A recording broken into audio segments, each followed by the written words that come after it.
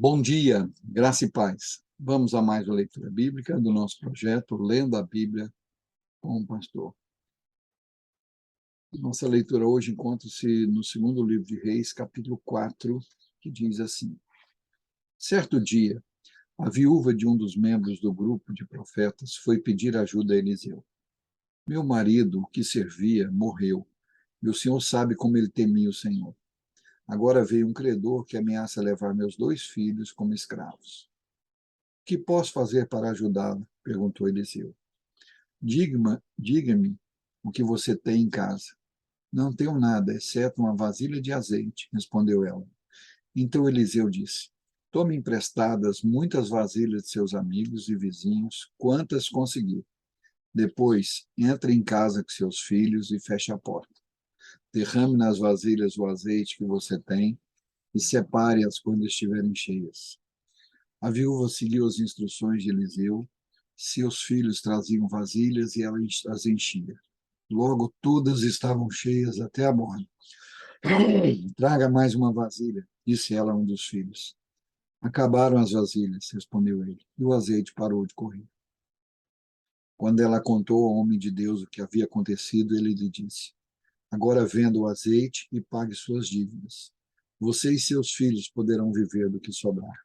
Certo dia, Eliseu foi à cidade de Sunem. Uma mulher rica que morava na cidade o convidou para fazer uma refeição em sua casa. Depois disso, sempre que ele passava por lá, parava na casa dela para comer. A mulher disse ao marido: Sem dúvida, esse homem que sempre passa por aqui é um santo homem de Deus. Vamos construir um quartinho para ele no terraço e mobiliá-lo com uma cama, uma mesa, uma cadeira e uma lâmpada. Assim, quando ele passar por aqui, terá um lugar para ficar. Um dia, Eliseu voltou a Sunem e subiu ao quarto para descansar. Disse a seu servo Geazi: Chame a sunamita. Quando ela veio, Eliseu disse a Geazi: Diga-lhe, somos gratos por sua bondade e seu cuidado conosco. O que podemos fazer por você?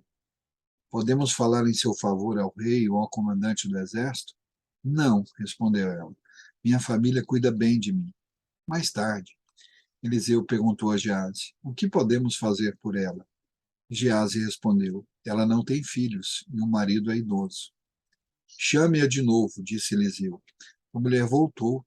Enquanto ela estava à porta do quarto, Eliseu lhe disse: Ano que vem, por esta época, você estará com um filho nos braços. Não, meu senhor, exclamou ela. Por favor, homem de Deus, não me dê falsas esperanças. Mas, de fato, a mulher ficou grávida.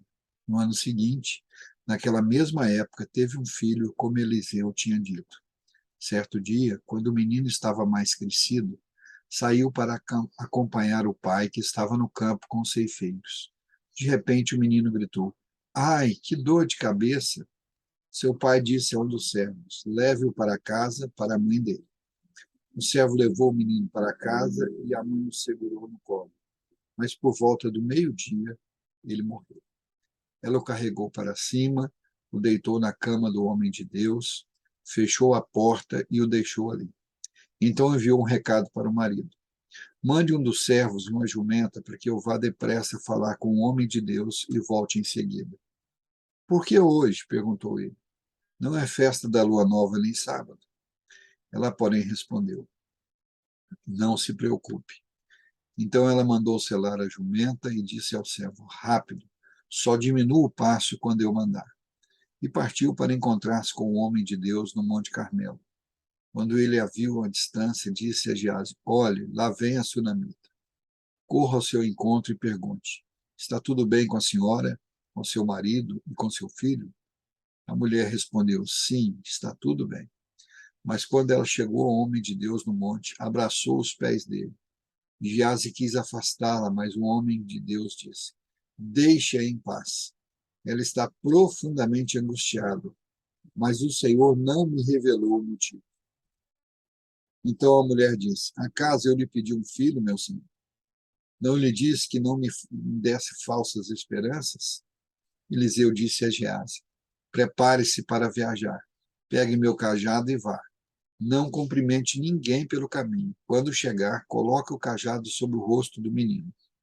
Mas a mãe do menino disse: Tão certo como vive o Senhor, e tão certo como a sua própria vida, não voltarei para casa, se o Senhor não for comigo. Então Eliseu voltou com ela.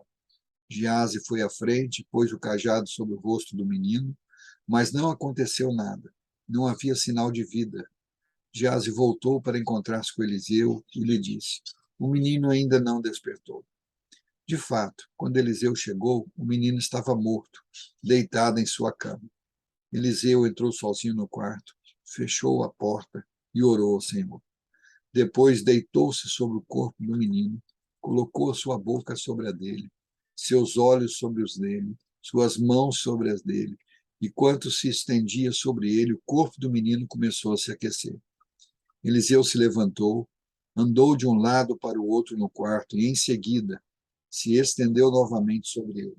Dessa vez, o menino espirrou 7 vezes e abriu os olhos. Eliseu chamou Geazi e lhe disse: Chame a sunamita. Quando ela entrou, Eliseu disse: Aqui está seu filho. Ela caiu aos pés do profeta e se curvou diante dele. Então pegou o filho e saiu. Eliseu voltou a Gilgal, onde havia fome na terra. Certo dia, quando o grupo de profetas estava sentado diante dele, ordenou ao seu servo: Ponha no fogo uma panela grande e faça um ensopado para o resto do grupo. Um dos profetas foi ao campo apanhar ervas.